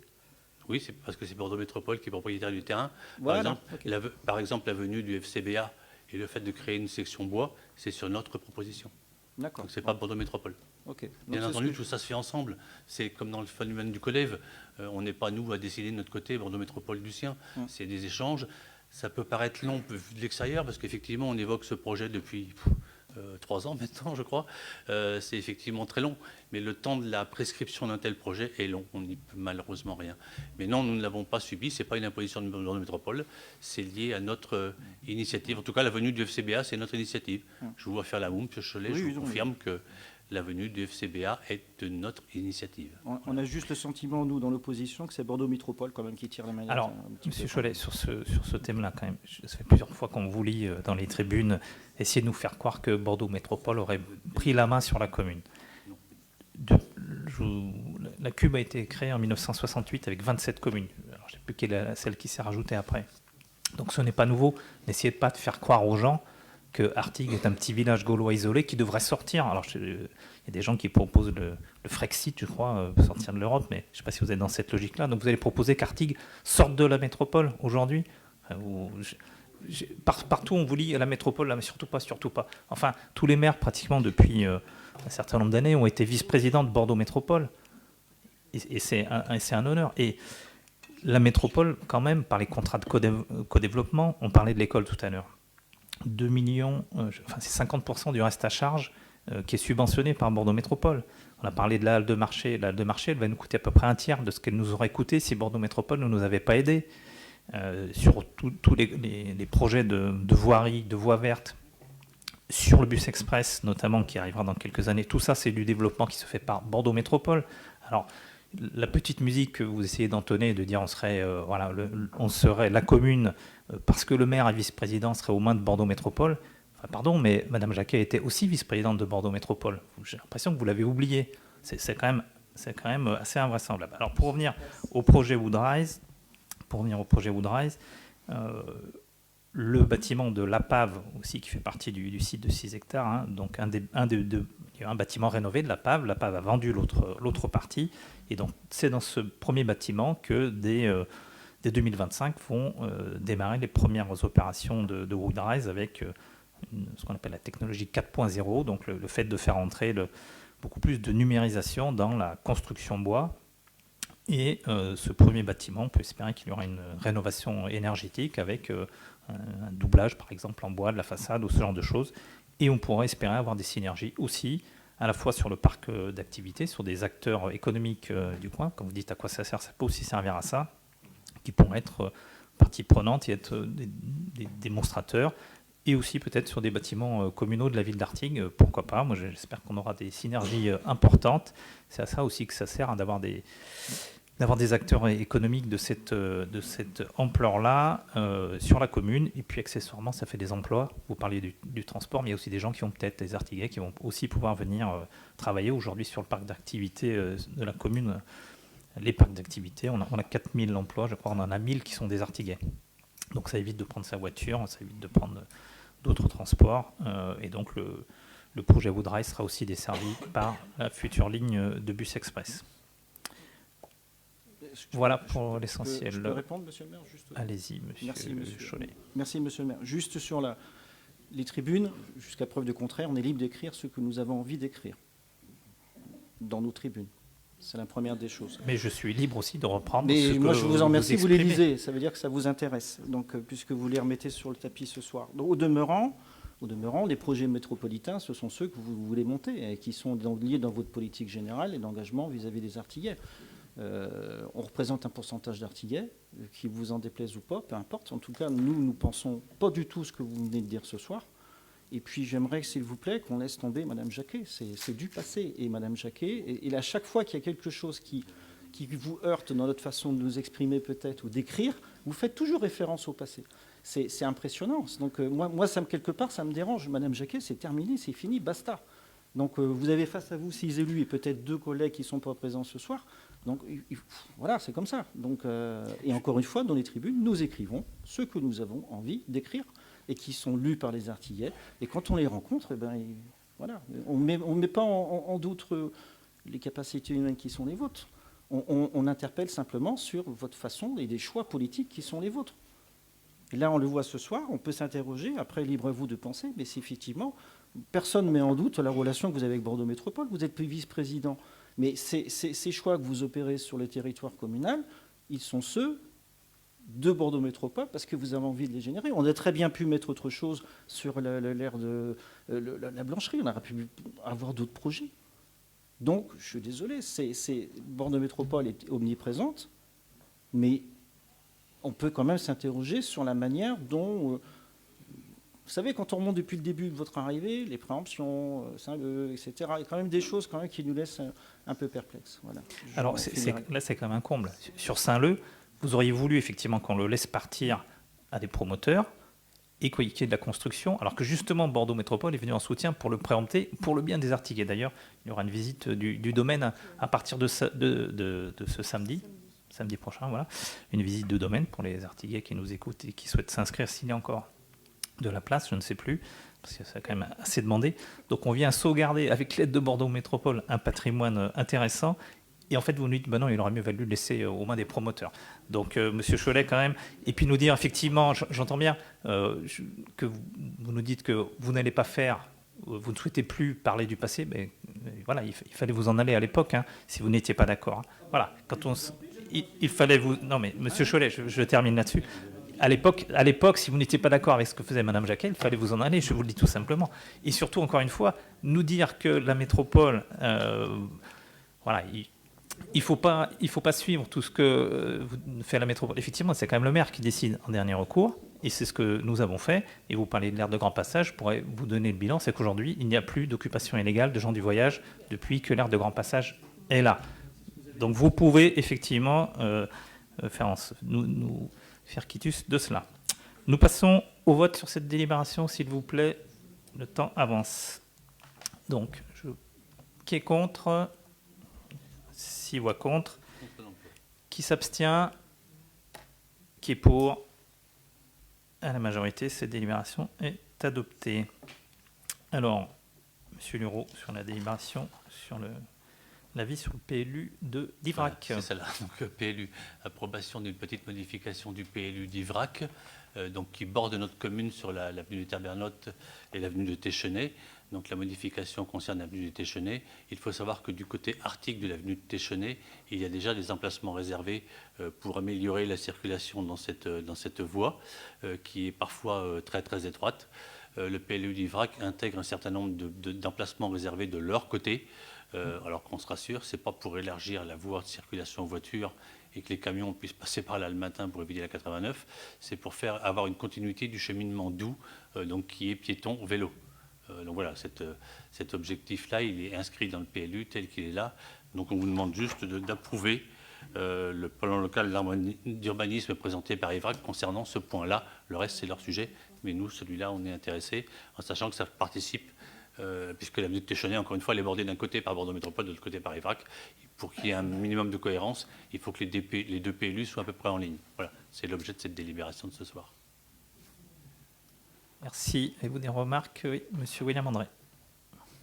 Oui, j'ai juste une question. Je vois sur la délibération qui est marqué avis. Donc c'est soumis au vote, parce que je ne vois pas ce qu'on vote pour une commune d'Ivrac qui ne nous concerne pas. C'est une question. Je vois marqué avis, c'est pour ça. Ben oui, on donne un avis. Ce qui est décidé, c'est d'émettre un avis favorable. Alors effectivement, quel est l'impact de cet avis sur la commune d'Ivrac? Honnêtement, que l'on ait un avis favorable ou défavorable, il y a peu d'impact. Néanmoins, c'est la loi. Ouais. Et on nous demande d'émettre un avis, donc nous émettons un avis. Oui, Madame Rigoche. C'est juste une interrogation. Je me demande pourquoi on nous pose la question. Parce que la commune d'Ivrac ne fait pas partie de la métropole. Je vous dis parce que c'est la réglementation, en fait. Voilà. Parce qu'on est riverain, parce que nous sommes voisins. Comme j'habite dans le quartier, je ne vois pas, côté avenue de Téchenay, qu'est-ce qu'ils peuvent faire comme aménagement, voie douce, voie machin, parce que ce chemin, laissez-moi aller jusqu'au bout de ma question, s'il vous plaît. Voilà, je ne vois pas qu'est-ce qu'ils peuvent faire. Les aménagements, ils ont été faits côté Artigues et côté Lormont, mais côté Ivrac, franchement, je ne vois pas qu'est-ce qu'ils peuvent faire. À part aménager les fossés. Les nettoyer, ça serait déjà une bonne chose, mais à part aménager les fossés, je ne vois pas qu'est-ce qu'ils peuvent faire. Mais je suis tout oui pour entendre votre réponse, monsieur. Alors, je vais vous répondre, effectivement. Je vous confirme que la circulation douce, aujourd'hui, elle est côté Artigues, donc côté Bordeaux Métropole, mais c'est un fait, il suffit de passer l'avenue de Téchenay pour le constater. Par contre, si on veut les améliorer, c'est-à-dire les élargir et en faire une continuité, vous êtes bien placé pour savoir qu'on ne peut pas se déplacer côté Artigues puisque c'est construit, et que la seule solution pour décaler la voirie Et pour pouvoir recréer une liaison douce un peu plus large et plus pratique d'emploi, c'est de décaler la voie principale côté Ivrac. C'est l'objet de cette demande. Donc pour pouvoir libérer de l'espace des deux côtés, côté Arctique, j'en conviens, on ne peut plus changer grand-chose. Hein. Tout est construit tout le long, on ne va pas déménager les maisons. Donc par défaut, si on ne peut pas déménager les maisons, il faut agrandir de l'autre côté, déplacer légèrement la voirie et pouvoir avoir une continuité de cette voie douce et circulation vélo-piéton. Voilà. Juste une autre petite question, parce que vous aimez bien faire appel au passé. Moi, je ne faisais pas partie de la municipalité du passé, mais comme vous aimez bien faire appel au passé, je vous rappelle quand même que l'aménagement voie douce, côté Artigues, il est de l'époque de Madame Jacquet. Ça, c'est une aparté. Et côté Ivrac, moi, je ne sais pas qu'est-ce qu'ils comptent faire, où ils vont déménager les gens, je ne sais pas ce qu'ils comptent faire. Voilà. Mais par contre, l'aménagement côté Artigues, il est dans la municipalité précédente. Je vous remercie. Il y a une grande partie de l'aménagement qui est dans la municipalité encore précédente, mais on ne va pas refaire l'histoire, c'est pas grave. Simplement, le fait de pouvoir réserver une place, ça ne veut pas dire que les travaux se feront demain matin. Hein. On ne va pas déménager les gens, effectivement. C'est des voies réservées. Dans le lotissement qui se crée, vous m'avez questionné la dernière fois sur le lotissement qui se crée près de chez vous. Par exemple, il y a une bande qui va être rachetée par Bordeaux Métropole immédiatement, qui fait plusieurs mètres et qui permettrait, dans la zone qui est très très étroite, là où il y a les petites barres en bois qui limitent la circulation, de pouvoir recréer une circulation douce d'un gabarit un peu plus standard. Voilà. Donc c'est plutôt intéressant, me semble-t-il. Merci. Y a-t-il donc d'autres questions? Eh bien, écoutez, nous passons au vote. Donc, qui est contre? Personne. Qui s'abstient? 6 abstentions. Qui est pour? Merci. La majorité, la délibération est adoptée. Je passe la parole à Madame Claire Vinter pour la délibération concernant le PIG. Merci. Donc la délibération 2024-95 consiste à un versement d'une subvention suite au programme d'intérêt général. Donc je vous rappelle un petit peu ce que c'est que le programme d'intérêt général qui était initié par Bordeaux Métropole. C'est un dispositif qui permet d'accompagner les propriétaires occupants ou bailleurs à revenus modestes et très modestes dans des projets de rénovation énergétique et de rénovation ou réhabilitation en faveur de l'adaptation au vieillissement ou handicap. Donc cette convention, je vous rappelle également du PIG 3, avait été signée en septembre 2019. Donc là, elle porte sur le dossier dans le quartier, donc avenue du Ruisseau, au numéro de dossier 033 020 898. Le montant total des travaux est de 8 501,35 €. Les participations financières sont effectuées par Bordeaux Métropole, l'ANA et la ville d'Artigues. Donc l'ANA verse à hauteur de 3 864,25 €. Bordeaux Métropole à hauteur de 772,85 €. Et donc la ville d'Artigues-Près-Bordeaux pour 1 500 €. Donc il y a un reste à charge pour la personne de 2 364,25 €. Donc voilà, donc il est demandé, on autorise Monsieur le maire à verser donc cette subvention pour le financement des travaux concernant ce dossier. Merci. Y a-t-il des questions? Non. Alors je mets au vote. Donc qui est contre? Personne. Qui s'abstient? Non plus. À l'unanimité, cette délibération est adoptée. Je vous en remercie. Je passe la parole à Madame Lesbat pour les 4 dernières délibérations. Merci, Monsieur le maire. Donc, la première concerne la tarification d'entrée au spectacle. Donc, je rappelle que dès 2020, nous avons maintenu les tarifs pleins à 12 €. Les tarifs réduits, nous les avions baissés de 9 à 6 € qui s'appliquent aux jeunes de moins de 18 ans, aux étudiants de moins de 25 ans, demandeurs d'emploi, bénéficiaires du RSA, intermittents et professionnels de la culture, aux plus de 65 ans, à ceux qui bénéficient de l'aide sociale du CCAS et enfin aux adhérents des cours fédaux. Il y a aussi des tarifs hors commune pour les cinémas qui sont programmés pendant les petites vacances scolaires. Et il y a aussi la tarification gratuite donc, aux détenteurs de la carte jeune, je le rappelle, très important, aux enfants accueillis au sein de la LSH de la commune qui participent à des spectacles. La nouveauté, c'est un petit peu là, c'est pour ça qu'il y a ce rappel de tarification pour les adhérents des cours FEDO qui participent au projet et qui sont sur la scène comme les artistes, qui sont aussi d'ailleurs des artistes.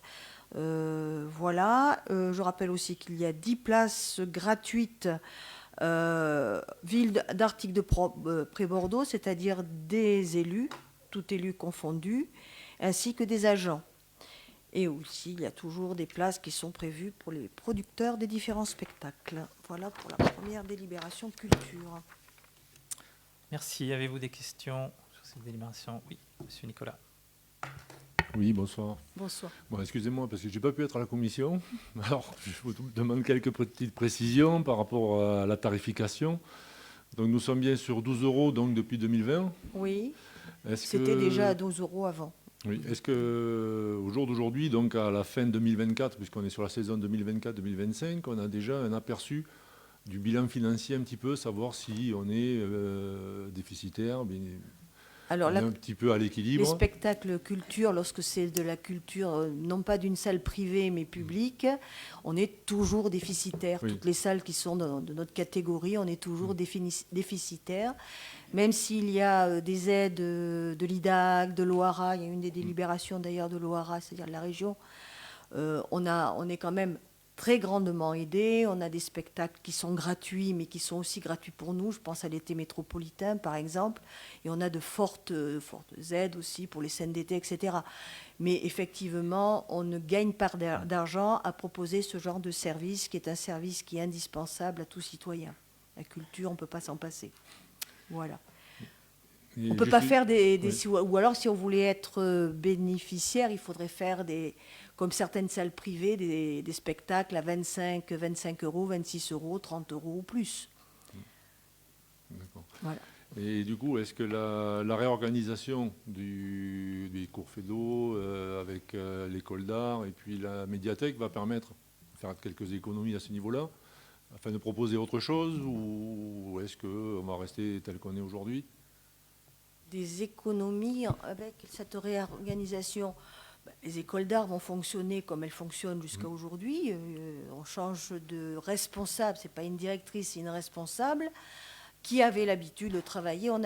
Les trois services avaient l'habitude de travailler ensemble. Il y a des projets communs. Quand il y a les concerts de Noël, eh bien, il n'y a pas que les musiciens, il peut y avoir d'autres partenaires. La médiathèque peut faire des spectacles au Cuvier. Enfin bon, c'est un travail ensemble qui se fait, une programmation qui se fait ensemble. On ne cherche pas à faire... on fait des économies, effectivement, on en a parlé sur le fait qu'on n'embauche pas une personne pour remplacer une personne qui est partie, mais on fait en sorte que le service soit de qualité, qu'il y ait une grande diversité, que tout le monde y trouve son compte, quels que soient les goûts de chacun. Donc on essaye de faire une programmation, vous avez vu la programmation le jour de l'ouverture. Bon, je pense qu'on vise d'abord la population de la commune et non pas une élite artistique. Voilà. On ne cherche pas... Non, mais... Voilà. Non, mais bien sûr. Non, mais... Ok, je vous remercie. Merci. Y a-t-il d'autres demandes de prise de parole? Non. Écoutez, nous passons au vote. Donc, qui est contre cette tarification? Personne. Qui s'abstient? Personne non plus. Bien, à l'unanimité, la délibération est adoptée. Merci. 97, Madame Lesbat. Oui, alors celle-ci, c'est pour signer une convention. Vous savez qu'on a l'habitude de signer des conventions dans le cadre de la culture. Là, c'est sur un projet nouveau avec la compagnie artiguaise qui s'appelle Diversens. C'est une compagnie de comédiens. Qui ont l'habitude de participer à notre programmation. Mais là, dans le cadre de Festifamille, ils ont pensé participer à cette manifestation en créant un spectacle grâce à un projet participatif avec une dizaine de jeunes. Il y a une dizaine de jeunes qui sont déjà impliqués dans ce projet. Donc ce projet qui se construit progressivement tout au long de l'année, qui va rester un peu secret entre guillemets. Ce spectacle s'appelle Famille à vendre, donc ça sera quelque chose d'un petit peu atypique, un petit peu drôle, qui fera participer plusieurs types de structures dans la commune, les espaces éducation jeunesse, mais aussi la médiathèque, enfin le service culture. Donc voilà, cette prestation, bien sûr, a un coût. Hein, il faut que les artistes gagnent leur vie, même s'ils la gagnent très très mal, les pauvres, depuis pas mal d'années maintenant. Je voudrais faire une parenthèse, c'est qu'il y a des territoires, la ligne culture, elle est supprimée. Bon, nous, on a la chance d'être justement dans un département où le département continue les scènes d'été, aider les différentes communes comme nous pour qu'on puisse être subventionnés. Et ce n'est plus le cas dans certains départements de France. Donc, nous, on a cette chance-là. Donc, pour revenir à Divers Sens, le nom de la compagnie, son spectacle se situe autour de... C'est pas autour, il se situe à 2 970 €. Merci. Avez-vous des demandes de prise de parole sur cette délibération? Non. Eh bien, écoutez, passons au vote alors. Qui est contre? Personne. Qui s'abstient? Non plus. À l'unanimité, la délibération est adoptée. La 98. Madame Alors, Lesbat. celle-ci, c'est une convention, justement, je y faisais allusion, avec l'OARA, hein, qui est un organisme régional, et qui nous aide sur un spectacle qui s'appelle Madame, Monsieur, Bonsoir, qui est programmé le 7 février. C'est du théâtre, qui parle de la presse. Et on est aidé à la hauteur de 600 € sur ce spectacle. Merci. L'intervention? Pas d'intervention. Nous votons. Donc, qui est contre? Personne. Qui s'abstient? Non plus. À l'unanimité. Elle est adoptée. Et nous passons à la dernière délibération de la soirée et normalement de l'année. Madame Lesbat. Oui, elle concerne le prêt de liseuses numériques qui ont été acquises il y a peu de temps. Bon, il n'y en a que 2 pour le moment. Ce sont des outils un peu fragiles, on va dire. Donc, c'est un petit peu plus fragile qu'un livre. C'est un peu plus difficile à renouveler. Donc, une charte a été écrite pour les personnes qui récupéreront ces liseuses. Ce sont des liseuses qui permettent, alors dans un premier temps, surtout pour éliminer sous forme papier tous les ouvrages classiques qui concernaient surtout les élèves de lycée, de collège, mais surtout de lycée pour leurs épreuves de seconde et de première et le bac de français de première. Donc voilà. Donc il y a une charte qui a été écrite, vous avez pu en prendre connaissance. Bon, ça n'a rien de très particulier. Voilà. Merci. Alors, est-ce qu'il y a des questions? Non, pas de questions. Écoutez, nous votons cette dernière délibération. Donc, qui est contre? Personne. Qui s'abstient? Non plus. Eh bien, à l'unanimité, cette dernière délibération de l'année et du Conseil est adoptée. Et donc, avant de fermer ce Conseil, il me reste à vous souhaiter à toutes et à tous, ainsi qu'à vos familles, à vos proches, de très belles fêtes de fin d'année. Merci, bonne soirée.